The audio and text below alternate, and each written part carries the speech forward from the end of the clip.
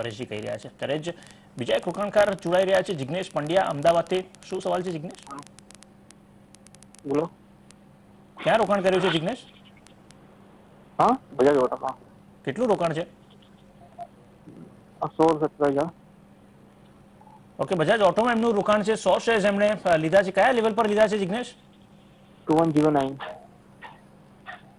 Okay, 2109ના ભાવે એમની entry છે, જે પ્રમાણે તેઓ કહી રહ્યા છે અહીંયા. જિગ્નેશ, શું કહેશો અહીંયા બજાજ ઓટો માટે?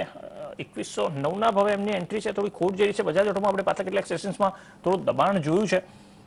ફરીથી એમના લેવલ અહીંયા જોવા મળી શકે? બજાજ ઓટોમાં રોકાણ જાળવી રાખવું જોઈએ?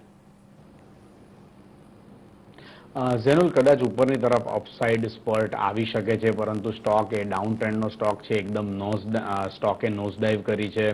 ચાર્ટ ઉપર પણ નીચેની તરફનું સ્ટ્રોંગ મોમેન્ટમ આ કાઉન્ટરે બનાવ્યું છે. વ્યુઅરને અત્યારના સમયગાળા માટે લોસ જઈ રહ્યો છે, પણ થોડોક ઓછો જઈ રહ્યો છે.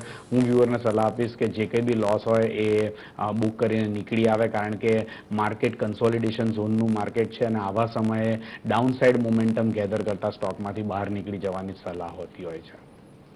ઓકે, તો એક્ઝિટ કરી લો. અહીંયા નીચેના લેવલ પર ફરીથી એન્ટ્રી કરવાનો ચાન્સ મળી શકે છે અહીંયાથી. તો એક્ઝિટ કરી લેવાની સલાહ છે બજાજ ઓટોમાં અત્યારે. બીજા એક રોકાણકાર જોડાઈ